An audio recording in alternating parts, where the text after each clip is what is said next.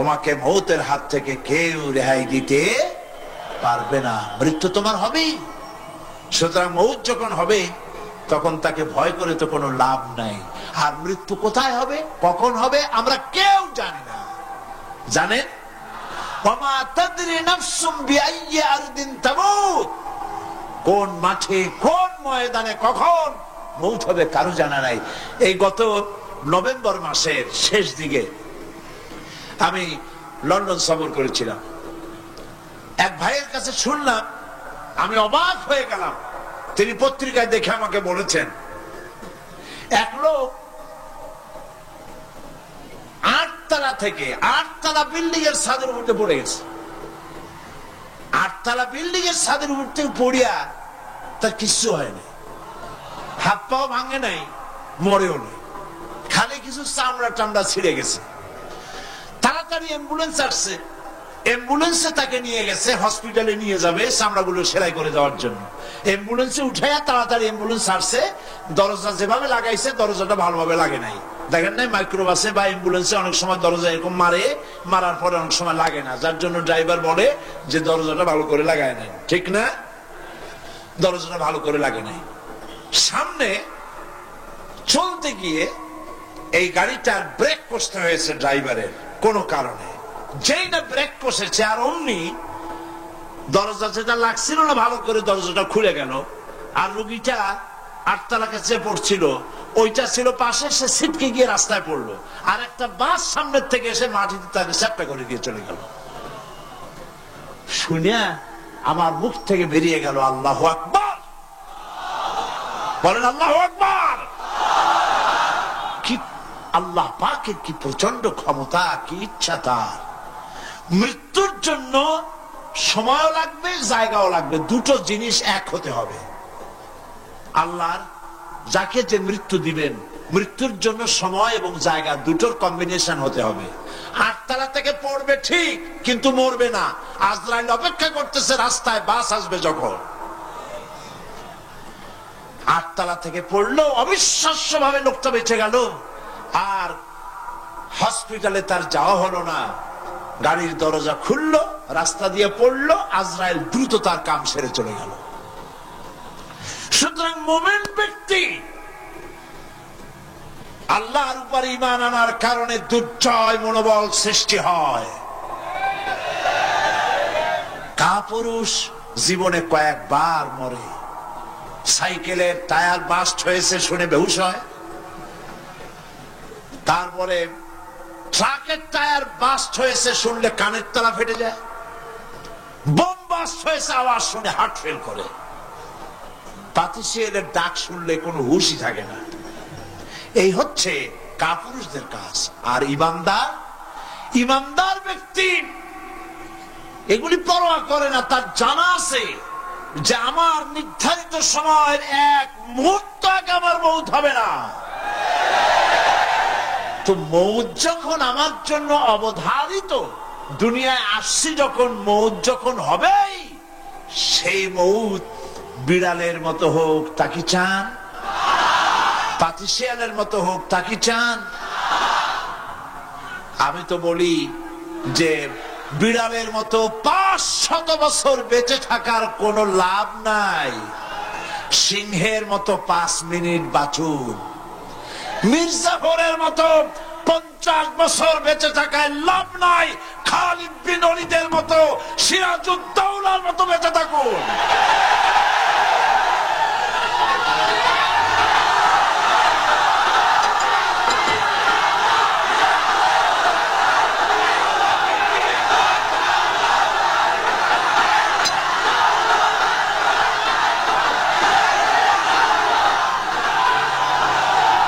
বসেন, আপনারা যদি দাঁড়ায় যান তাহলে আমি করব কি? বসেন বসেন। সেই জন্য এই ক্ষণস্থায়ী জীবনকে কেন সেই অনন্ত সুখময় জীবনের জন্য উৎসর্গ করে দেব না, যা আল্লাহর কাছে পাওয়া যাবে কিয়ামতের দিন। দেখেন, মৃত্যু হওয়া উচিত মুসলমানদের শাহাদাতের মৌত হওয়া উচিত। কি মৌত হওয়া উচিত? আল্লাহকে আজকে প্রাণ খুলে বলি, আল্লাহ জীবন তো নিবাই, সুতরাং জীবন যখন নিবা, মৌতটা শাহাদাতের মৌত তুমি আমাদের দান করে দিও। কাপুরুষের মতো মরতে চাই না, শাহাদাতের মৌত চাই। সুবহানাল্লাহ বলেন, আমিন বলেন।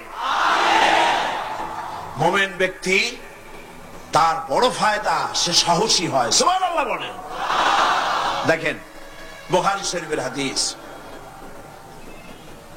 যুদ্ধের জন্য, বদরের যুদ্ধ, হুজুর সাল্লাল্লাহু আলাইহি ওয়াসাল্লাম সৈন্যদেরকে রিক্রুট করছেন,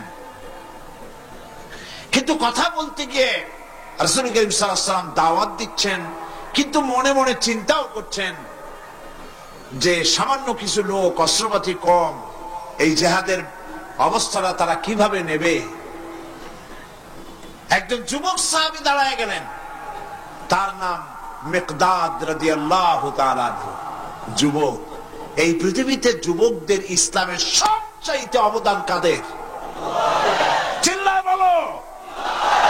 যুবকদের অবদান সবচাইতে বেশি।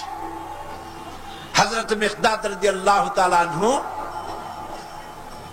তিনি দাঁড়ায় গেলেন, তিনি বললেন, ইমদি বিনা ইয়া রাসূলুল্লাহ হাইসু মা তাশা।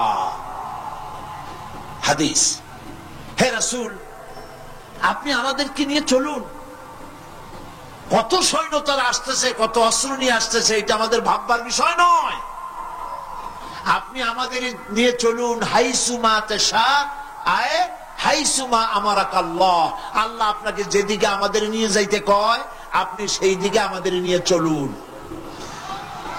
ইন্না লা নাকুলু লাকা কামা ক্বালা বনু ইসরাঈল লিমূসা আলাইহিস সালাম, ইযহাব আনতা ওয়া রাব্বুকা ফাকাতিলা ইন্না হাহুনা কাঈদুন। অর্থাৎ, হে রাসূল, আমরা বনি ইসরাইলের মতো বলবো না। শোনেন, আমরা বনি ইসরাইলের মতো বলবো না যে মুসা, তুমি এবং তোমার আল্লাহ এই দুইজনে গিয়ে ফেরাউনের বিরুদ্ধে যুদ্ধ করো, আমরা যাবো না, আমরা এখানে বসে থাকবো। এই কথা আমরা বলবো না। আমরা মুসা আলাইহিস সালামের উম্মত নই, আমরা মুহাম্মদ সাল্লাল্লাহু আলাইহি ওয়াসাল্লামের উম্মত। বরং আমরা বলবো, বাল ইযহাব আনতা ওয়া রাব্বুকা ফাকাতিলা ইন্না মাকুমা মুকাতিলুন। বরং আমরা বলবো, আপনি চলুন, আমরা আপনার সাথে আল্লাহর হুকুম মাফিক লড়বো, জিহাদ করব। ততক্ষণ পর্যন্ত মা দামাত আইনুম মিন্না তাতাররাফ, যতক্ষণ পর্যন্ত আমাদের চোখের পাতা নড়তে থাকে, ততক্ষণ আপনার সাথে থেকে কাফেরের বিরুদ্ধে লড়াই করে যাব। জীবনের পরোয়া তারা করেন নাই, জীবনের পরোয়া করেননি। হুজুর সাল্লাল্লাহু আলাইহি ওয়াসাল্লাম দারুণ ভাবে খুশি হয়ে গেলেন। হুজুর হেজিটেট ফিল করছিলেন যে এই সামান্য কিছু লোক, অস্ত্র নাই, পাতি নাই, এতগুলি লোকের বিরুদ্ধে যুদ্ধ করতে যাবে। যুবকের মুখে এই কথা শুনে হুজুর দারুণ খুশি হলেন। আল্লাহর নবী বললেন, কুমু বিনা ইলা জান্নাতিন, জান্নাতুন আরদুহা কারদিস সামাওয়াতি ওয়াল আরদ। ও সাহাবীরা, তোমাদের মনোভাব যখন এই, তোমাদের মানসিকতা যখন এই, চলো আমার সাথে বেহেশতের দিকে, সেই জান্নাতের দিকে যেই জান্নাত আল্লাহর আকাশ আর জমিনের চাইতে অনেক প্রশস্ত। চলো আমার সাথে বেহেশতে, সুবহানাল্লাহ, চলো আমার সাথে জান্নাতে। ফাকামা উমাইর বিন হামাম ওয়া কানা ইয়াকুলু আত-তামার। হযরত উমাইর নামক একজন যুবক দাঁড়ায় গেলেন এবং তিনি হাতে কতগুলি খরমা ছিল, সেই খরমাগুলি তিনি চিবোচ্ছিলেন। রাসূলুল্লাহর বক্তৃতা শুনতেছিলেন আর খরমা চাবাচ্ছিলেন। খরমা চাবান, বিচিগুলি ফেলে দেন, এভাবে করতেছেন, হাতে কতগুলো খরমা। হযরতে উমাইর বলছেন, ফাকালা বাখ বাখ, অর্থাৎ আয় আযমাহু আয় আহসানাহু। হে রাসূল, আপনি কি সুন্দর কথা বললেন। আপনার সাথে লড়াই করতে যাব কাফেরদের বিরুদ্ধে, সেই লড়াই করলে এমন বেহেশত পাবো যে বেহেশত হবে আকাশ আর জমিনের চাইতেও প্রশস্ত। তাহলে ওয়াল্লাহি হাত্তা আকুলাহুন্না ইন্নাহা লাহায়াতুন তাবিলা, তাহলে আমার হাতে যে খোরমাগুলি আছে এই সমস্ত খোরমাগুলি খেতে গেলে কিন্তু অনেক সময় লেগে যাবে। এত সময় বেহেশতে যাওয়ার জন্য আমি তো তর সহ্য করতে পারবো না। হাতের সব খোরমা ভালাই দিলেন, যুদ্ধে ঝাঁপায় পড়লেন। অনেকক্ষণ কাফেরদের বিরুদ্ধে লড়াই করে হযরত ওমায়ের শাহাদাত বরণ করলেন। রাসূলুল্লাহ তার লাশের কাছে গিয়ে আঙ্গুল দিয়ে ইশারা করে বললেন, ইন্নাকা মিন আহলিহা। ওমায়ের, তুমি যেই বেহেশতে যাওয়ার জন্য খোরমাগুলি খাওয়ার সময় পাচ্ছিলে না, তাড়াতাড়ি করে খোরমাগুলি হাত দিয়ে ফেলে দিয়েছিলে, আমি আল্লাহ রাসূল আমি সাক্ষী দিচ্ছি অবশ্যই আল্লাহ সেই জান্নাত তোমার জন্য অবধারিত। মুমিন ব্যক্তি সে কখনো মৃত্যুর ভয়ে উদ্দেশ্য হাসিল থেকে চুপ করে বসে থাকে না। সে ভয় করে কেবলমাত্র কাকে? সে মৃত্যুর ভয়, মৃত্যু হবেই এবং আমার জন্য বিশ্বাস রাখতে হবে।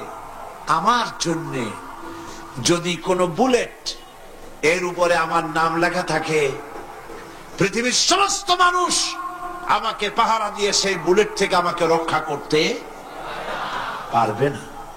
আর যদি কোনো বুলেটে আমার নাম লেখা না থাকে, সারা পৃথিবীর সমস্ত মানুষ বৃষ্টির মতো গুলি বর্ষণ করলেও একটি গুলিও আমাকে বিদ্ধ করতে পারবে না। এটার নাম হলো ঈমান। এটার নাম কি? এই ঈমান পেলাম কোথায়? কোথায় পেলাম? কোরআন শরীফে। কোথায় পেয়েছি? আল্লাহ রাব্বুল আলামিন বলেন, ওয়ামা হুম বিদরিনা বিহি মিন আহাদিন ইল্লা বিইজনিল্লাহ। একথা সুস্পষ্ট, আল্লাহর অনুমতি ব্যতিরেকে বান্দার কোনো ক্ষতি সাধন কেউ করতে পারে না। জোরে বলেন সুবহানাল্লাহ। কেউ কারো কোনো ক্ষতি করতে পারবে না। যেটা ক্ষতি যদি কিছু থাকে কিসমতে, ওটা তো মুকদ্দার ছিল, তকদির ছিল, সেটাই হবে, এর বাইরে কিছুই হবে না। সুতরাং মুমিন ব্যক্তি সে সাহসী হবে, সে কখনো চিন্তা করবে না মৃত্যুর ভয়ের। উদ্দেশ্য হাসিলের জন্য হয় শরীরের পতন, না হয় মন্ত্রের সাধন, ডু অর ডাই। সে আল্লাহর জন্য তার জীবন দিতে প্রস্তুত থাকবে। কারণ আল্লাহ রাব্বুল আলামিন বলেছেন, ইন্নাল্লাহা আশতারা মিনাল মুমিনিনা আনফুসাহুম ওয়া আমওয়ালাহুম বিআন্না লাহুমুল জান্নাহ। আল্লাহ পাক বলেন, আমি আমার মুমিনের জান আর মালকে আমি খরিদ করে নিয়েছি, বিনিময়ে আমার বান্দাকে আমার জান্নাত দান করে দিয়েছি। জোরে কোন সুবহানাল্লাহ। মুমিনের জান আর মালকে নিয়েছেন, বিনিময় কি দিবেন? জান্নাত দান করে দিবেন। এটা হলো মুমিনদের আল্লাহর প্রতি ঈমান আনার জন্য 3 নম্বরের কোয়ালিটি। 4th নম্বরে আল্লাহর উপর ঈমান আনলে 4 নম্বরের যে ফায়দাটা, সে ফায়দা হচ্ছে আশাবাদ এবং মানসিক প্রশান্তি। আল্লাহর প্রতি একটা নির্ভরতা এবং আশার সৃষ্টি হয়ে যায়, সে কখনো নিরাশ হয় না। কারণ একটা মানুষ পাপ করলো, চুরি করেছে, ডাকাতি করেছে, জেনা করেছে, হত্যা করেছে, শয়তানি করেছে, বদমাশি করেছে, সব করেছে। এখন শয়তান তাকে ওয়াসওয়াসা দিতে পারে। সেই জন্য আল্লাহ রাব্বুল আলামিন বলেছেন, লা তাকনাতু মির রাহমাতিল্লাহ। বান্দারে, আমার রহমত থেকে নিরাশ হয়ে যেও না। আল্লাহর রহমত, বান্দা তোমার গুনাহ কতটুকু? তোমার গুনাহ যদি হয় পাহাড় সমান, আমার রহমত আকাশ সমান। তোমার গুনাহ যদি হয়ে যায় আকাশ সমান, তাহলে আমার রহমত তো আমার আরশে আজিমকে ছাড়ায় গেছে। সুবহানাল্লাহ, সুবহানাল্লাহ বলুন। সুতরাং মুমিন বান্দার এই আশা থাকে। গুনাহ মানুষে করেই, গুনাহ করা স্বাভাবিক। আল্লাহ পাক বলেছেন, যে ব্যক্তি গুনাহ করে আর এরপরে আমার কাছে মাফ চায়, আমি তাকে ক্ষমা করে দেই, মাফ করে দিই। সুবহানাল্লাহ। সুতরাং ইমানদার লোকদের আশা হয়, দুরারোগ্য ব্যাধি তাকে ধরেছে, সে হতাশ হবে না, মরে যাওয়ার জন্য প্রতীক্ষায় সে সময় গুনবে না, বরং তার মনের মধ্যে আশার সঞ্চার হবে, আমার রোগ আল্লাহ ভালো করে দিতে পারেন। পারেন না? আমাদের জাতির পিতা কি নাম কি? হযরত ইব্রাহিম আলাইহিস সালাম। কোরআন শরীফের ভিতরে তার কথা আল্লাহ পাক কোট করে দিয়েছেন। আমাদের জাতির পিতা হযরত ইব্রাহিম আলাইহিস সালাম বলেছেন, আল্লাযী খালাকানি ফাহুয়া ইয়াহদিন। আল্লাহ তিনি আমাকে সৃষ্টি করেছেন, তিনি আমাকে রাস্তা দেখান। ওয়াল্লাযী হুয়া ইউতঈমুনি ওয়া ইয়াসকিন। আর আমি যখন ক্ষুধার্ত হই তিনি আমাকে খাওয়ান, যখন তৃষ্ণার্ত হই তিনি আমাকে পান করান। ওয়াইদা মারিতু ফাহুয়া ইয়াশফিন। আর যখন আমি অসুস্থ হই, রোগাক্রান্ত হই, আল্লাহ রাব্বুল আলামিন তখন আমাকে রোগ মুক্ত করে দেন। সুবহানাল্লাহ। আমার অসুখ হলে কে রোগ মুক্ত করেন? সুতরাং দীর্ঘস্থায়ী কোন রোগ হয়েছে, মুমিন হতাশ হবে না, মুমিন হতাশ হবে না। হতাশ হয় কেবলমাত্র কাফের। হতাশ হয় কে? মুমিন কখনো হতাশ হয় না। হতাশ হওয়া ইমানের পরিপন্থী কাজ। আল্লাহ পাক বলেছেন, লা তাকনাতু মির রাহমাতিল্লাহ, আমার রহমত থেকে মায়ুস হও না। দেখেন হযরত আইয়ুব আলাইহিস সালামের কত বড় রোগ হয়েছে, শরীর পোকায় ধরেছে, জর্জরিত হয়েছে, দুর্গন্ধ হয়েছে, গ্রামের লোকেরা তাকে বের করে দিয়েছে, স্ত্রী পুত্র পরিজন সব চলে গিয়েছে। এমনকি জিহ্বায় যখন পোকা ধরল, হযরত আইয়ুব আলাইহিস সালাম আল্লাহ রাব্বুল আলামিনের দরবারে ফরিয়াদ করলেন, আন্নী মাসসানিয়াদ দুররু ওয়া আনতা আরহামুর রাহিমিন। আয় আল্লাহ, আমি অসুস্থ হয়ে পড়েছি, আমি রোগাক্রান্ত হয়েছি, আর তোমার নাম রহমান রহিম, তুমি আমাকে রোগ মুক্ত করো। হযরত আইয়ুব আলাইহিস সালাম আল্লাহর দরবারে ফরিয়াদ করলেন, রব্বুল আলামিন সারা শরীরে পোকায় জর্জরিত হয়ে গেছে, এখন আমার জিহ্বায় পোকা ধরেছে, মাবুদ গো আমি তোমার কাছে ফরিয়াদ করি, আমার জিহ্বায় পোকা দিও না, কারণ জিহ্বাটাও যদি নষ্ট হয়ে যায় তাহলে তোমার মতো আল্লাহর জিকির আমি কি দিয়া করব। হযরত আইয়ুব আলাইহিস সালাম আল্লাহ পাকের কাছে যখন এ ধরনের ফরিয়াদ জানালেন, রব্বুল আলামিন তাকে তার রোগ মুক্ত করে দিলেন, তার স্ত্রী পুত্র সব আল্লাহ রব্বুল আলামিন ফিরাইয়া দিলেন। সুবহানাল্লাহ। সুতরাং মুমিন ব্যক্তি, কোরআন শরীফে সব আছে, কোরআনের মতো শ্রেষ্ঠ ওয়াজের কিতাব পৃথিবীতে আর, শুধু বোঝার দরকার। বিপদে যত বড় বিপদ আসুক, কোন বিপদে মুমিন ধৈর্য হারাবে না। হযরত ইয়াকুব আলাইহিস সালামের ছেলে ইউসুফ আলাইহিস সালামকে যখন তিনি হারায় ফেললেন, তিনি অধৈর্য হয়ে গেছিলেন নাকি? অধৈর্য হন নাই। কারণ আমি আমার বক্তৃতার সূচনায় বলেছি, আমরা কল্যাণ বুঝি না, অকল্যাণ বুঝি না। কোন বিপদ আসতে পরে আমরা হয়রান হয়ে যাই, কিন্তু বিপদের মধ্যে কল্যাণ আছে আমরা তা বুঝতে পারি না। কথা বুঝে আসছে? হযরত ইউসুফ আলাইহিস সালামকে কুয়ার ভিতরে ফেলে দেওয়া হলো। 11 ভাই মনে করেছে কুয়ার ভিতরে ফেলে দিয়া ইউসুফ আলাইহিস সালামকে মেরে ফেললাম, কিন্তু তারা বোঝে নাই আসল কামটা কি হয়েছে। এটা তো কুয়া নয়, এটা একটা টানেল, এটা একটা সুড়ঙ্গ। একদিকে কেনান হলো তার এক মুখ, ওই সুড়ঙ্গের এক মুখ হলো কেনানের। কেনান ইউসুফ আলাইহিস সালামকে ফেলে দেওয়া হলো কুয়ার ভিতরে মারার জন্য, কিন্তু আল্লাহ পাকের ইচ্ছা ইউসুফ আলাইহিস সালাম মরবে না। এই টানেলের অপর প্রান্ত মিশরের সিংহাসনের টানেলের এপার দিয়া ইউসুফ আলাইহিস সালামকে ঢুকালেন, অপর প্রান্তে মিশরের সিংহাসনে ইউসুফকে আল্লাহ বসায়া দিলেন। হযরত ইয়াকুব ছেলের জন্য অধৈর্য হলেন না। যখন তিনি খবর পেলেন ছেলে বাঘে খেয়ে ফেলেছে, তিনি তখন বলেছেন ফাসাবুরুন জামিলুন আসাল্লাহু আইয়াতিয়ানি বিহিম জামিআ ইন্নাহু হুয়াল আলিমুল হাকীম।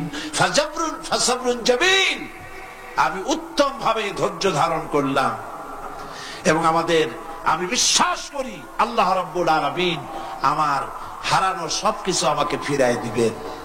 বহু বছর পর যখন হযরত ইউসুফ আলাইহিস সালাম প্রেসিডেন্ট হয়েছেন মিশরের, 11 ভাই গেল সেখানে সাহায্য আনার জন্য। সেই ঘটনা তো শোনাবো না, এমনি বলে যাচ্ছি।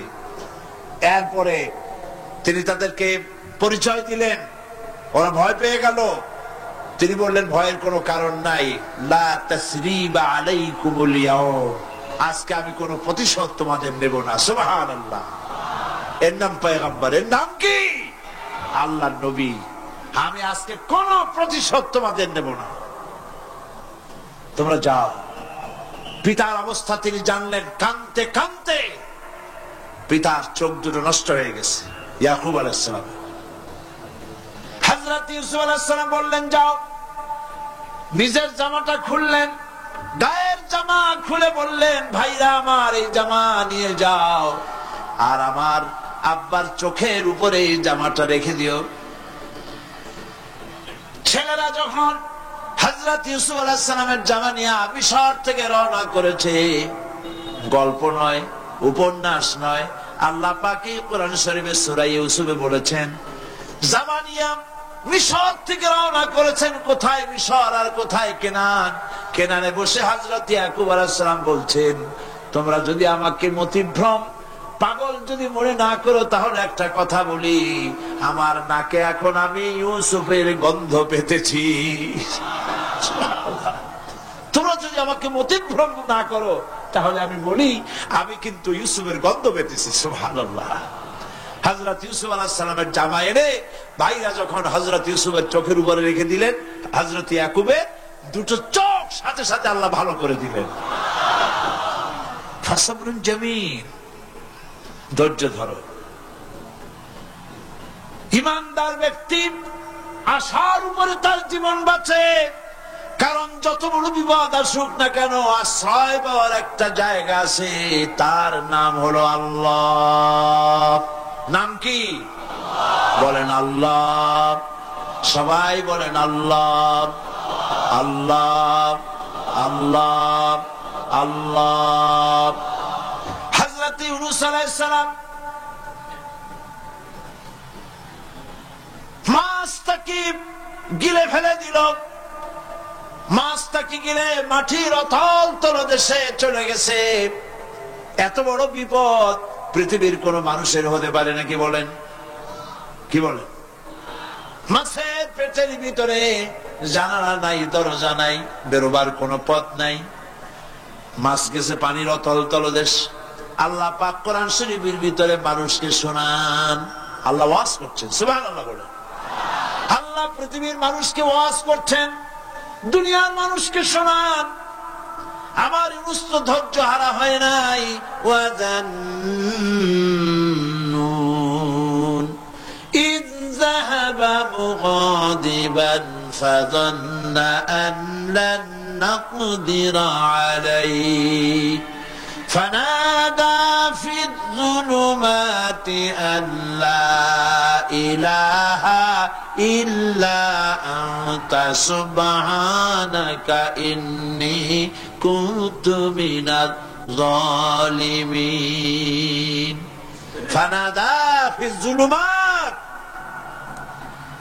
জমায় কাসির ত্রিবিধ অন্ধকারের ভেতর থেকে হযরত ইউনূস আলাইহিস সালাম চিৎকার মারলেন। মাছের পেটের অন্ধকার, পানির অন্ধকার, রাতের অন্ধকার, ত্রিবিধ অন্ধকারের ভেতর দিয়ে মাছের পেটের মধ্য দিয়ে ইউনূস আলাইহিস সালাম চিৎকার মারলেন। অধৈর্য হন নাই, হাত ফেল করেন নাই। তিনি বলছেন, পড়েন আমার সাথে, লা ইলাহা ইল্লা আনতা সুবহানাকা ইন্নী কুনতু মিনাজ জালিমিন। তুমি ছাড়া কোনো ইলাহ নাই, কোনো পোষ্য নাই, মাবুদ নাই। তোমার পবিত্রতা ঘোষণা করছি। আমি জালিমদের অন্তর্ভুক্ত হয়ে গেছি। ইউনূস আলাইহিস সালাম যখন কাঁদতেছিলেন, আল্লাহ রাব্বুল আলামিন সেই কান্না শুনেছিলেন কিনা বলেন? শুনছিলেন কিনা? শুনতে পেয়েছিলেন কিনা? পানির ভিতরে কেউ শোনে নাই, মাছের পেটের ভিতরে ইউনূস আলাইহিস সালাম কিভাবে চিৎকার করছেন, মাছের পেটের ভিতরের আওয়াজ পানির ভিতরে কেউ শোনে নাই, জমিনে কেউ শোনে নাই, অন্তরিক্ষে কেউ শোনে নাই, সাত আকাশের ভিতরে কেউ শোনে নাই, কিন্তু আরশে আজিমের মালিক আল্লাহ রাব্বুল আলামিন শুনতে পেয়েছেন।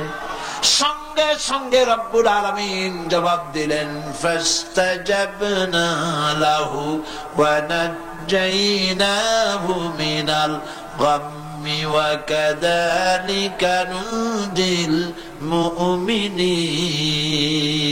পড়েন, ফাস্তাজাবনা লাহু ওয়া নাজ্জাইনাহু মিনাল গাম্মি ওয়া কাযালিকা নুনজিল মুমিনিন। আমি ইউনূসের ডাকের জবাব দিলাম। কে বলতেছেন? বড় করে বলেন, কে বলছেন? আল্লাহ। সুবহানাল্লাহ। আপনারা কি ভয় পাইছেন? ভয় পেয়েছ মুসলমান? আল্লাহ রাব্বুল আলামিন বলেন, আমি আমার ইউনূসের ডাকের জবাব দিলাম। শুধু জবাব দেই নাই, আমি ইউনূসকে তার মাছের পেটের ভিতর থেকে বাঁচাই দিলাম। মাছের পেটের মধ্যে বেদনা শুরু হয়ে গেল। এমন বেদনা হয়েছে মাছ এখন বমি না করে পারে না।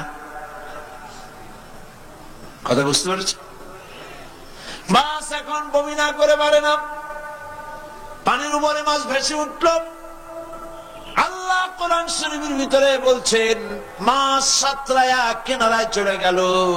ইউনূস আলাইহিস সালামকে বমি করে ফেলে দিল। ইউনূস আলাইহিস সালাম বেঁচে গেলেন।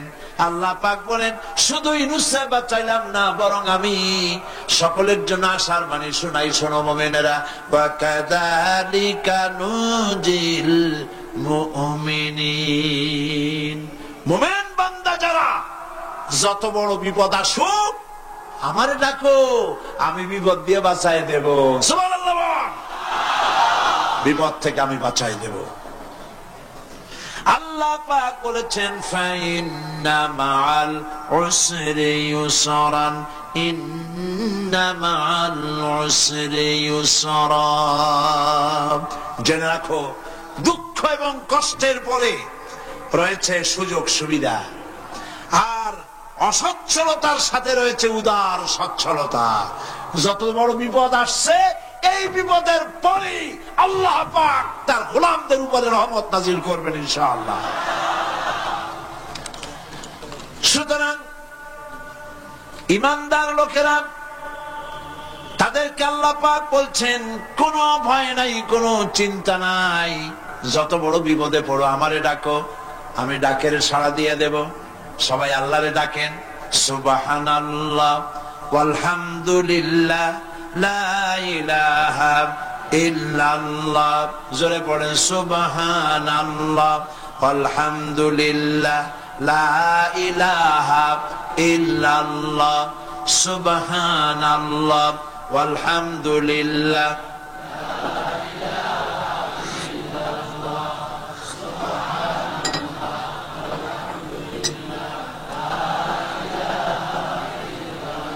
লা ইলাহা ইল্লাল্লাহু মুহাম্মাদুর রাসূলুল্লাহ।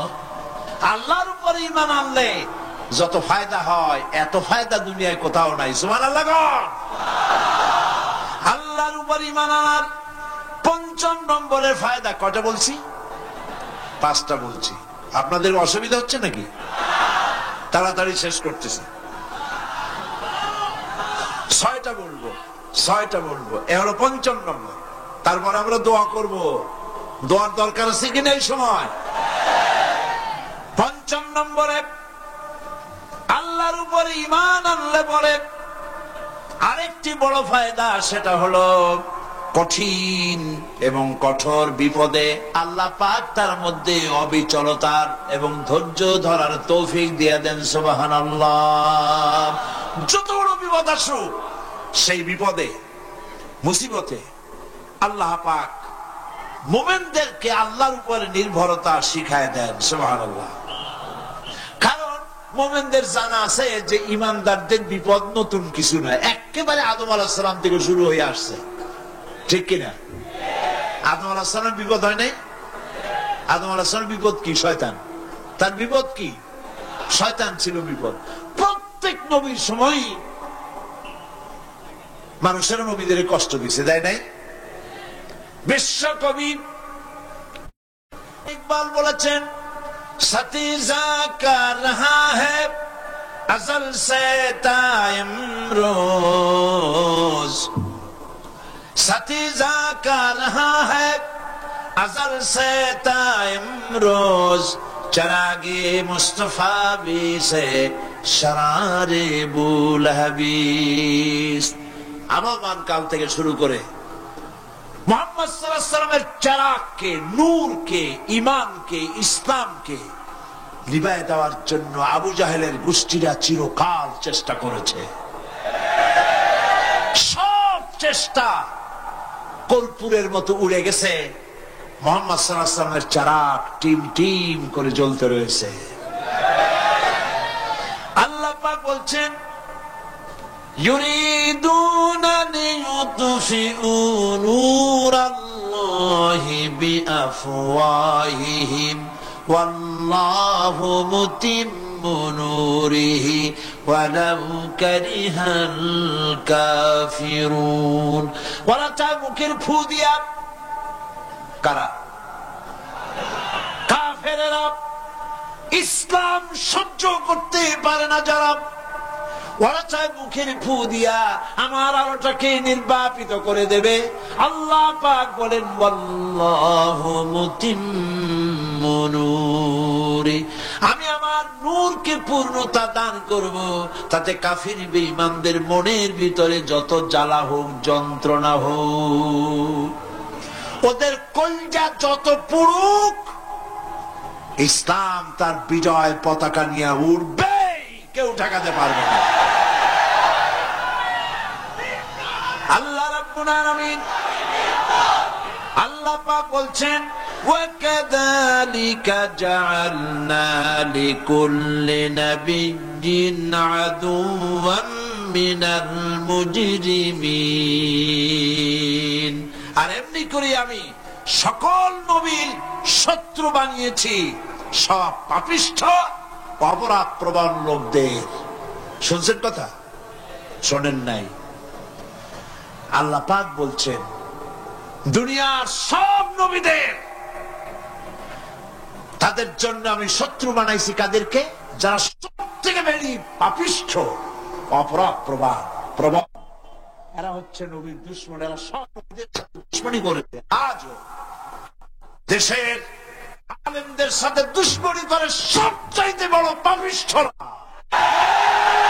এটা কোরআন। এটা কি? কোরআন। জোরে বলেন, এটা কি? আল্লাহ রাব্বুল আলামিন বলছেন, وَكَذَلِكَ جَعَلْنَا لِكُلِّ نَبِيٍّ عَدُوًّا مِنَ الْمُجْرِمِينَ। সব পাপীরা, পাপিষ্ঠরা আমার দ্বীনের দাওয়াত যারা দেয় তাদেরকে জীবনের দুশমন মনে করে। কেন? শোনেন, আমি কারো আর শোনাচ্ছি? কারো আর শোনাচ্ছি? আমার আল্লাহর আওয়াজ। অপরাধটা কি? নবীদের বিরুদ্ধে, নবীর ওয়ারিস ওয়ারাসাতুল আম্বিয়া কারা? তো তাদের বিরুদ্ধে তাদের অপরাধটা কি? তাদের অপরাধ সম্পর্কে আল্লাহ নিজে বলেন, وَمَا نَقَمُوا مِنْهُمْ إِلَّا أَنْ يُؤْمِنُوا بِاللَّهِ الْعَزِيزِ الْحَمِيدِ। এদের বিরুদ্ধে অ্যাকশন নেওয়ার আর কোনো অপরাধ ওদের নাই। ওদের একমাত্র অপরাধ, ওরা আল্লাহর জমিনে আল্লাহর আইন প্রতিষ্ঠা করতে চায়। এটাই হচ্ছে একমাত্র।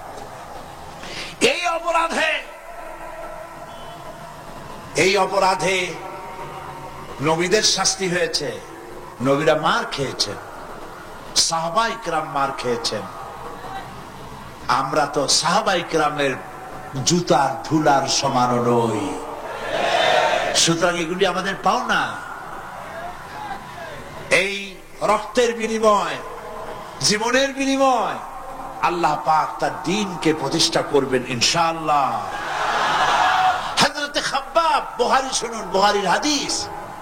আমি কোনো কথা বানিয়ে বলি না, আমি লেখাপড়া করি, পড়াশোনা করি, চোখে দেখি, তারপরে কথা বলার চেষ্টা করি। বাজে গপ্প কিস্সা কাহিনী বলার অভ্যাস আমার কোনো কালে ছিল না, নাই। রাসূল করিম সাল্লাল্লাহু আলাইহি ওয়াসাল্লামের মতো মানুষ, ওনার মতো মানুষ, আহারে, তার চাইতে শ্রেষ্ঠ মানুষ কি পৃথিবীতে আছে? তিনি মার খাইছেন না খান নাই? আহা, কিভাবে তাকে মারলো! গলায় চাদর দিয়ে পেঁচাইয়া আছাড় মেরে ফেলে দিয়ে তারপরে তাকে প্রহার করা হয়েছে। আবু জাহেল মেরেছে, বেহুশ হয়ে গেছেন হুজুর। হযরত হামজা তখনও কাফের ছিলেন। শিকার থেকে ফিরে এসে মুহাম্মদ সাল্লাল্লাহু আলাইহি ওয়াসাল্লামের অবস্থা দেখে পায়ের রক্ত মাথায় উঠে গেছে। আপন ভাইয়ের ছেলে, আর এমন ছেলে। চলে গেলেন আবু জাহেলের বাড়ি, বললেন, আবু জাহেল, তুই নাকি মুহাম্মদ সাল্লাল্লাহু আলাইহি ওয়াসাল্লাম মারছিস, কেন মারলি? তিনি তো ভালো কথাই বলেন, সব সময় বলেন সত্য কথা বলো, মানুষের উপকার করো, এতিমকে আশ্রয় দাও। এত সুন্দর সুন্দর ভালো ভালো কথা বলেন, তার মতো ভালো মানুষ তো দুনিয়ায় দেখি নেই। মানলি কেন? তুই কি মনে করছিস যে আব্দুল্লাহ মারা গেছে বলে এতিম হয়ে গেছে মুহাম্মদ সাল্লাল্লাহু আলাইহি ওয়াসাল্লাম? তোর মনে রাখা উচিত, আব্দুল্লাহ মারা গেছে, হামজা মরে নাই। হযরত হামজা ধনুক বাইর করলেন, এক বাড়ি মারলেন মাথার উপরে, মাথা ফাটা রক্ত বেরিয়ে গেল। হামজা হন হন করে হেঁটে এলেন রাসূলের কাছে। হুজুরের অসুস্থ দেহ মোবারক কোলে উঠায় নিয়ে বললেন, বাবা, তার মস্তক মোবারক কোলে উঠায় নিয়ে বললেন, আমি আবু জাহেলের মাথা ফাটিয়ে রক্ত বের করে দিয়ে এসেছি, তুমি একটু খুশি হও। হুজুর বললেন, চাচা, কার মাথা ফাটাইছেন, কার রক্ত বের করেছেন, এই কথা বলে তো আমাকে আপনি খুশি করতে পারবেন না। তিনি বললেন, বাবা, তুমি কি হলে খুশি হও? তিনি বললেন, আমি খুশি হই চাচা, তোমার মুখে যদি একটা বার আমি ঈমানের কলেমা শুনতে পাই। হযরতে হামজা বললেন, মুহাম্মদ সাল্লাল্লাহু আলাইহি ওয়াসাল্লাম, আমার বুঝতে মোটেও কষ্ট হয়নি, তুমি কোন সাধারণ মানুষ নও। সাধারণ মানুষের প্রতিশোধে তুমি বিশ্বাসী হতে, খুশি হতে, প্রতিশোধে বিশ্বাসী হওনি। তুমি অবশ্যই আল্লাহর নবী। আমি আল্লাহকে সাক্ষী রেখে, আমি তোমাকে সাক্ষী রেখে ঈমানের কালেমা ঘোষণা করছি, লা ইলাহা ইল্লাল্লাহু মুহাম্মাদুর রাসূলুল্লাহ। ভাইরা আমার, আল্লাহর দ্বীন প্রতিষ্ঠার জন্য আমার নবীদেরকে কষ্ট করতে হয়েছে, সাহাবায়ে কেরামদেরকে কষ্ট করতে হয়েছে, আল্লাহর ওলিদেরকে। ইমাম আবু হানিফা রাহমাতুল্লাহ আলাইহি 8 বছর জেলের মধ্যে রাখা হয়েছিল। ইমাম আহমদ বিন হাম্বলকে চাবুক মেরে মেরে গায়ের কষ্ট আর চামড়া তুলে ফেলে দেওয়া হয়েছিল। তারপরেও তারা বাতিলের সামনে মাথা নত করে নাই। এর নাম হচ্ছে ইসলাম। এর নাম কি? বুখারীর হাদিস, হযরত খাব্বাব বিন আরিত রাদিয়াল্লাহু তাআলা আনহু। বুখারীতে হাদিসটা এভাবে এসেছে, ওয়ান খাব্বাব বিন আরিত রাদিয়াল্লাহু তাআলা আনহু আন্নাহু قال قال شكونا الى رسول الله صلى الله عليه وسلم وهو متوسد بردة له في ظل الكعبة। তিনি বললেন, আমরা রাসূলের কাছে গেলাম, যাই দেখি রাসূল করিম সাল্লাল্লাহু আলাইহি ওয়াসাল্লাম কাবা শরীফের ছায়ায় আরাম ফরমাচ্ছেন। আমরা কাছে গিয়ে বললাম, আলা তাস্তানসিরু লানা আলা তাদউ লানা ইয়া রাসূলুল্লাহ, হে রাসূল আপনি কি আমাদের জন্য দোয়া করবেন না? আমরা তো মার খেতে খেতে শেষ হয়ে গেলাম।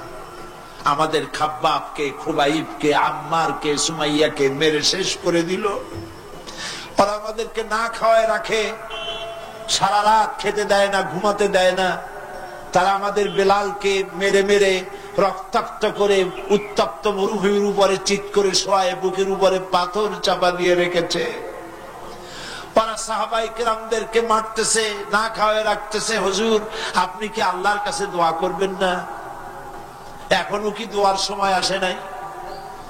হাদিস শরীফ এসেছে, হুজুর সাল্লাল্লাহু আলাইহি ওয়াসাল্লাম উঠে বসলেন, বললেন, ও হাব্বাব, তোমাদের আগে এই পৃথিবীতে যারা দ্বীনের দাওয়াত নিয়ে এসেছিলেন, সমকালীন রাষ্ট্র শক্তি তাদেরকে ধরত, ফায়ুহাজুর রাজুলু ফায়ুহফারু লাহু ফিল আরদ, তাদেরকে ধরে তাদের জন্য কবর খনন করা হতো জীবিত মানুষের জন্য।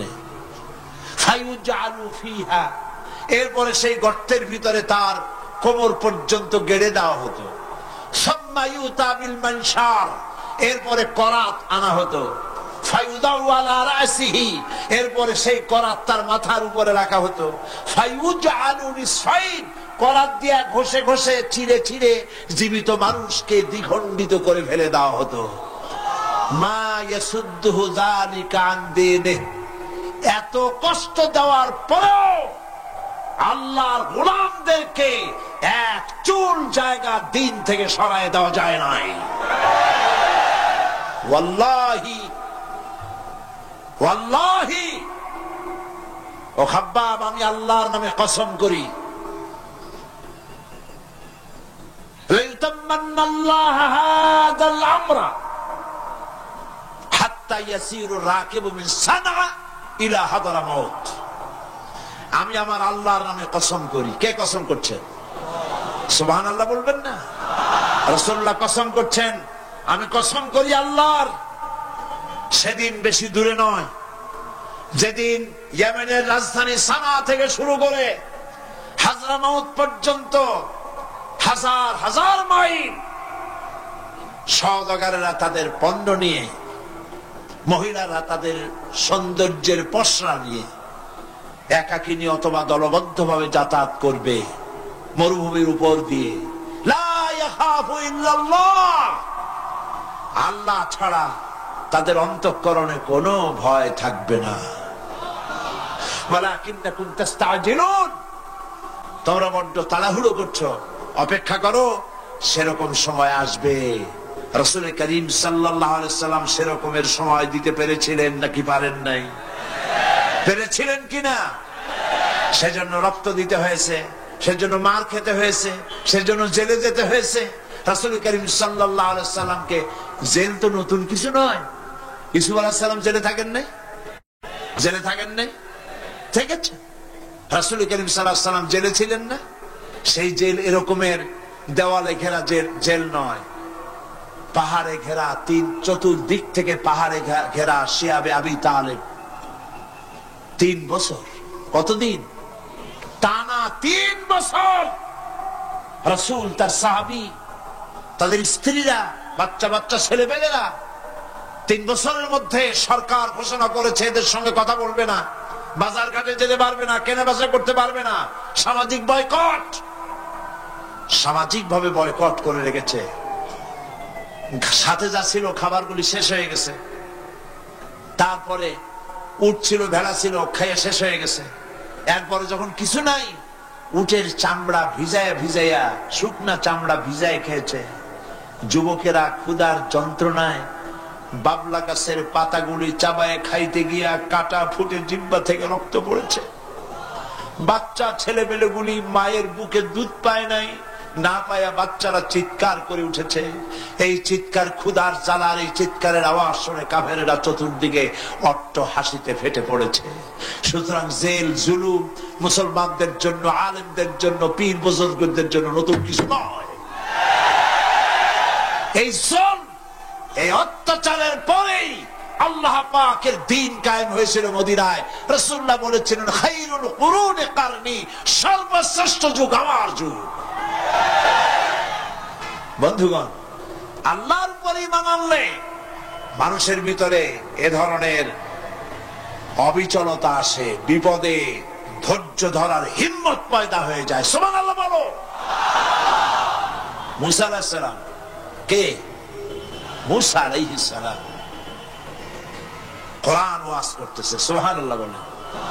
গল্প করতেছি না কোরআন শোনাচ্ছি? গল্প করতেছি না হাদিস শোনাচ্ছি?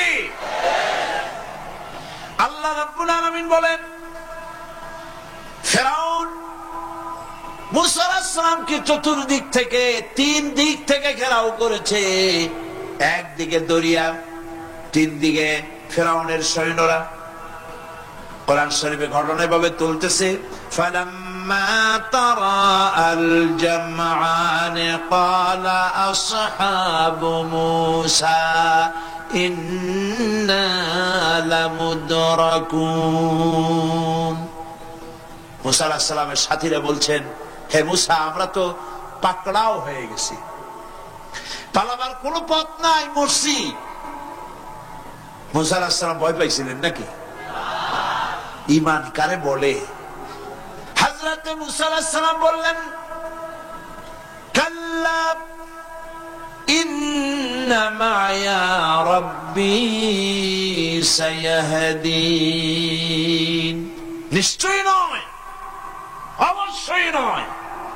রব্বী সায়াহদিন, আমার প্রভু অবশ্যই, সিন দিয়ে বোঝানো হচ্ছে অবশ্যই আমার রব আমার জন্য রাস্তা করে দেবেন। এর নাম ঈমান। সুবহানাল্লাহ বলেন। এর নাম ঈমান। চতুর্দিক থেকে বিপদ ঘনীভূত, বেরোবার কোন রাস্তা নাই। ওর মধ্য দিয়ে ওমাইয়াত্তাকিল্লাহা ইয়াজআল লাহু মাখরাজা, কোন রাস্তা নাই, চতুর্দিকে অন্ধকার। এরপরে যদি বান্দা আমার উপরে ভয় করে, আমাকে ভালোবাসে, আমাকে ভয় করে, সবর ইখতিয়ার করে, অন্ধকারের ভেতর থেকে নিশ্চিদ্র অন্ধকারের ভেতর দিয়ে আলো রশ্মি বের করে মুমিনদের যাওয়ার জন্য রাস্তা করে দেব। মুসা আলাইহিস সালাম বললেন ভয় পেও না, আল্লাহ আমাদের পথ তৈরি করে দিবেন। আল্লাহ রাব্বুল আলামিন হযরত মুসা আলাইহিস সালামকে বললেন হাতের লাঠি দিয়া দরিয়ার উপরে আঘাত করো। মুসা আলাইহিস সালাম আঘাত করলেন। রাস্তা দরকার ছিল একটা। মুসা আলাইহিস সালামের এক আঘাতে রব্বুল আলামিন দরিয়ার ভিতরে মুসা আলাইহিস সালাম এবং তার সাথী সঙ্গীদের পারাপারের জন্য 12টা রাস্তা পয়দা করে দিলেন। গল্পটা কোরআন। রাস্তা তৈরি হয়ে গেল 12টা, সব পার হয়ে গেল। ফিরআউন তার দলবল নিয়ে আসছে। আল্লাহ রাব্বুল আলামিন বলেন ওয়া আনজাইনা মূসা ওয়া মান মাআহু আজমাইন সুম্মা আগরাকনাল আখারিন। মুসা আলাইহিস সালামকে পার করলাম, পিছনে যারা আসতেছিল, কারা আসতেছিল? ফিরআউন। ফিরআউন আসছে তার দলবল নিয়ে। আসে রাস্তা দেখা মনে করছে ওর বাজারের তৈরি করে রাস্তা, দলবল নিয়ে নামছে। দরিয়ার মাঝখানে এলো, আল্লাহ পাক অর্ডার করলেন কুল, ব্যাস রাস্তা বন্ধ হয়ে গেল। রাস্তা কি হয়ে গেল? শুরু হয়ে গেল চুবনি। পানির ভিতরে চুবনি খাচ্ছে, নিচে যায়, উপরে ওঠে। পানি খাইতে খাইতে পেট পটকা মাছের মতো এরকম মোটা হয়ে গেছে। ডুবে ডুবে সব মরছে। এখন ফেরাউন একা, কেউ নাই। ফেরাউন একা। ফেরাউন পানির ভিতরে চুবনি খেতে খেতে তুফানের ভিতর থেকে নাক একটু জাগায় আর বলে আমানতু আন্নাহু লা ইলাহা ইল্লাল্লাযী আমানাত বিহি বানু ইসরাঈল। ও আল্লাহ, তুমি ছাড়া কোন ইলাহ নাই, আমি ঈমান আনলাম ওই আল্লাহর উপরে বনি ইসরাইল ঈমান আনছে যার উপরে, কাজী বনি ইসরাইলদের পার করে দিয়েছো, আমারও পার করো আল্লাহ, তুমি রক্ষা করো, আমি তো মুসলমান। ওয়া আনা মিনাল মুসলিমিন, আমি তো মুসলমান, কলেমা পড়লাম, তারপরও যুবক কেন? আল্লাহ রাব্বুল আলামিন বলেন আল আন, এখন ওয়াকাদ আসাইতা ক্বাবলু ওয়া কুনতা মিনাল মুফসিদিন, এখন ঈমান আনতেছ, আর এর পূর্বে আমার দিন যারা জমিনে প্রতিষ্ঠিত করতে চেয়েছে তাদেরকে জেল দিয়েছো, জুলুম করেছো, অত্যাচার করেছো, আজ তোমাকে ছাড়বো না। তোমাকে শুধু মারবই না, আলিয়াউমা নুনাজ্জিকা বিবাদানিক, আলিয়াউমা নুনাজ্জিকা বিবাদানিক, আমি তোরে শুধু মারবই না। কে বলতেছেন? জোরে বলেন, কে বলতেছেন? আমি তোরে শুধু মারবই না, আল ইয়াউমা নুনাজ্জিকা বিবাদানিক, আমি তোর শরীরটারে বাঁচায় দেব, তোর শরীর পানিতে পচবে না, পোকায় খাবে না, মাটিতে পচাবে না, তোরে আমি শুটকি বানায় রাখবো। কিয়ামত পর্যন্ত দুনিয়ায় যত ফেরাউন আর ফেরাউনের বাচ্চারা আসে, তোরে দেখে যেন তারা ইতিহাস স্মরণ করে। আল্লাহ রাব্বুল আলামিন কোরআনে কারীমের মধ্যে পরিষ্কার করে মানুষদেরকে বুঝায় দিয়েছেন, আল্লাহর উপর ঈমান আনলে পরে তার হিম্মত বেড়ে যায়, মনের বল বেড়ে যায়। সুবহানাল্লাহ। হযরত রাসূল করিম সাল্লাল্লাহু আলাইহি ওয়াসাল্লাম কাফের বেঈমানেরা চতুর্দিক থেকে বাড়ি ঘেরাও করে রেখেছে, পালাবার কোনো পথ নাই। ঘুমেছিলেন তিনি, জিবরাইল এসে বলেন, ইয়া রাসূলুল্লাহ, ঘুমের থেকে জাগুন, আল্লাহ আপনাকে সালাম বলেছেন, আর আপনাকে হিজরত করার জন্য মদিনায় আল্লাহর অর্ডার করেছেন। বাড়ির চতুর্দিকে কাফেররা তরবারি নিয়ে দাঁড়ানো। নবীজি ঘুমের থেকে জেগে হযরত আলীকে ডেকে বলেন, আলী রে, আমার বিছানায় আমার চাদর মুড়ি দিয়া ঘুমায় থাকো, আল্লাহ আমাকে অর্ডার করেছেন, আমি মদিনায় চললাম। হযরত আলী হুজুরের দিকে তাকায় বলেন, ইয়া রাসূলুল্লাহ, আপনার বিছানায় আপনার চাদর মুড়ি দিয়ে আমি ঘুমায় থাকবো, সকালবেলায় কাফের বেঈমানেরা এই ঘরের মধ্যে প্রবেশ করে আপনার কম্বলের নিচে আমারে দেখে তারা মোহাম্মদ মনে করে আমারই তারা কেটে কেটে টুকরা টুকরা করে দেবে। আমার কোনো আপত্তি নাই, কোনো ভয় নাই, কোনো চিন্তা নাই, কোনো দুঃখ নাই, বরং আমার মনের মধ্যে এটাই তৃপ্তি হবে যে আমি আলীর জীবনের বিনিময়ে আল্লাহ নবী দুনিয়ায় বেঁচে থাকেন। নবীজি ঘরের থেকে বেরোলেন, চতুর্দিকে দেখেন কাফের বেঈমানেরা দাঁড়ানো, শত শত কাফের, হাতে তরবারি। হুজুর সাল্লাল্লাহু আলাইহি ওয়াসাল্লাম এক মুষ্টি বালু হাতে নিলেন, এক মুঠো বালু হাতে নিয়ে ফু দিয়া বালুগুলো ছেড়ে দিলেন। ঘরের চতুর্দিকে যত কাফের ছিল সবগুলির চোখের মধ্যে বালি ঢুকে গেছে। চোখের মধ্যে যদি বালি ঢোকে তাহলে কি মজা লাগে না? দুই হাত দিয়া সমানে ঘষা শুরু করছে কাফেরেরা, দুই চোখ আঙ্গুল দিয়া ঘষাঘষি করছে। এই ফাঁক দিয়া নবীজি বেরিয়ে গেলেন, একটা কাফেরও দেখে নাই নবী কোথায় গেলে। আল্লাহ পাক পরবর্তী সময়ে নবীজিকে শোনায় দিলেন, ওয়ামা রামাইতা ইয রামাইতা ওয়ালাকিন্নাল্লাহ রামা। নবী, আপনি নিক্ষেপ করেন নাই যখন আপনি নিক্ষেপ করছিলেন, আপনি তো শুধু ধুলাগুলো ধরে এমনি ছাড়ছেন। ঘরের চতুর্দিকে সমস্ত কাফেরদের চোখে বাণী পৌঁছে দেওয়ার দায়িত্ব আমার কুদরত গ্রহণ করেছিল। নবীজি হযরত আবু বকরের বাড়িতে এলেন, দরজায় দাঁড়িয়ে নক করেছেন, ভেতর থেকে আওয়াজ এলো। হুজুর বললেন, ইয়া আবু বকর। হযরত আবু বকর পিছন থেকে দরজার মধ্য থেকে ঘরের মধ্য থেকে জবাব দিলেন, লাব্বাইকা ওয়া সাদাইকা ইয়া রাসূলুল্লাহ। হুজুর প্রশ্ন করলেন, আবু বকর, গভীর রাত্রে জিবরাইল আমারে ঘুম থেকে জাগাইলো, তোমারে জাগাইলো কে? এক ডাকে উঠলা কেমনে? হযরত আবু বকর বলেন, ইয়া রাসূলুল্লাহ, আপনি আমার নিয়ে হিজরত করবেন বলেছিলেন, আমি চিন্তা করেছি না জানি কত রাত্রে নবীজি আসেন, আর আমার দরজায় দাঁড়ায়া নবীজি আমারে ডাকবেন, আমি থাকবো শুইয়া, বেয়াদবি হয়ে যাবে। এই জন্য বিছানায় না ঘুমায়া আপনার পবিত্র জবানের ডাক শোনার জন্য এত রাত ধরে এই দরজার সঙ্গে দাঁড়ায়া দাঁড়ায়া ঘুমাইতেছিলাম। নবীজি হযরত আবু বকর রাদিয়াল্লাহু তাআলা আনহুকে সঙ্গে করে নিয়া মদিনার পথ পরিহার করে মেসফালার মধ্য দিয়ে যারা হজে গেছেন দেখে আসছেন, মেসফালা জাবালে কেদোয়া, মেসফালার উপর দিয়া জাবালে কেদোয়ার উপর দিয়া আরো একটা পাহাড় পাড়ি দিয়া জাবালে সুরে চড়ে গেলেন। সন্ধ্যা হয়ে গেল, ফজর হয়ে কি বলে ফজর রক্ত হয়ে গেল।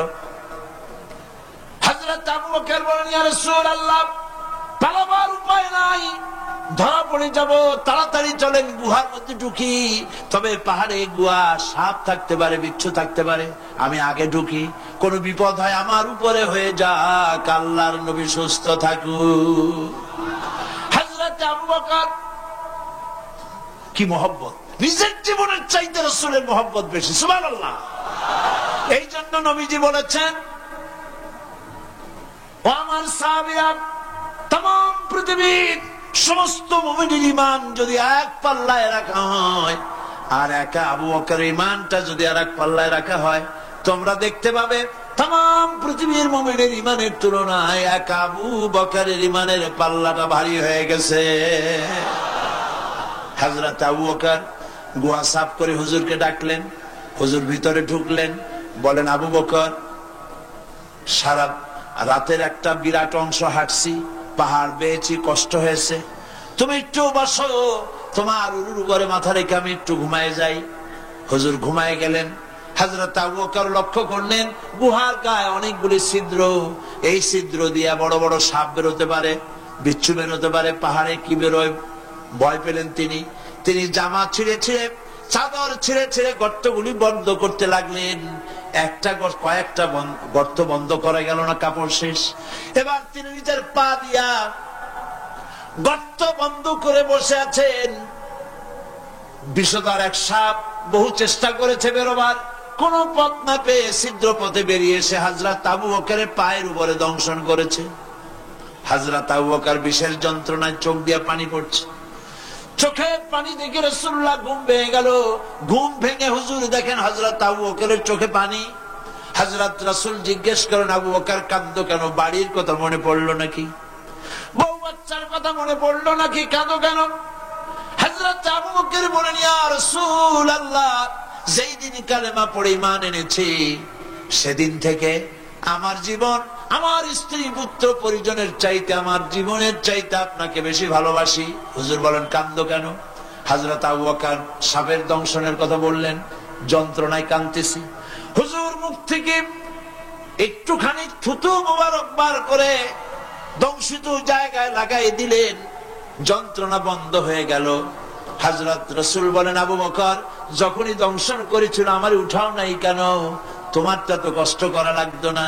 হযরত আবু বকর বলেন, ইয়া রাসূলুল্লাহ, সাপের বিষের দংশনের যন্ত্রণায় কষ্ট করেছি, আমার কলিজাটা যদি জ্বলে পুড়ে জর্জরিত হয়ে যেত, রাসূলুল্লাহ আরাম ফরমাচ্ছিলেন, আমি সেই আরামে বিঘ্ন ঘটাতে পারতাম না। ইত্তাবসারে কাফির বেঈমানেরা খুঁজতে খুঁজতে বুখারী শরীফের হাদিসে এসেছে, ওই গুহার কাছে এসে গেছে। এখন কেউ বলে একজন বলে এরই মধ্যে আছে, আর একজন বলে নাই। একজন বলে যদি থাকতো তাহলে উপরে মাকড়াসার জাল কেমনে, কবুতরে ডিম পাড়িয়ে সেখানে বসে আছে কেমনে? একজন বলে আছে, আর একজন বলে নাই। হযরত আবু বকর বলেন, হুজুর ভয় পেয়ে গেছি, আমরা তো ধরা পড়ে যাব। হযরত আবু বকর রীতিমতো ভয়তে কেঁদে ফেলে দিলেন। আল্লাহর নবী হযরত আবু বকরকে বিরাট বিপদের মধ্যে, এমন গুহা, বসলে পরে মাথা দেখা যায়, শুয়ে হাঁটু উঁচু করলে হাঁটু দেখা যায়, স্বল্প পরিসর, অগভীর ছোট্ট গুহা, আমরা ধরা পড়ে গেছি, উপায় নাই। আল্লাহর নবী হযরত আবু বকরকে কি বলি সান্ত্বনা দিয়েছিলেন, কোরআন শরীফে আল্লাহ পাক তা উঠায় দিয়েছেন। ইযহুমা ফিল গার ইয ইয়াকুলু লিসাহিবিহি লা তাহজান ইন্নাল্লাহা মা'ানা। ও আমার সাথী, ভয় পেও না, আমরা মাইনরিটি নই, আমরাই মেজরিটি, কারণ আল্লাহ রাব্বুল আলামিন আমাদের সাথে আছেন।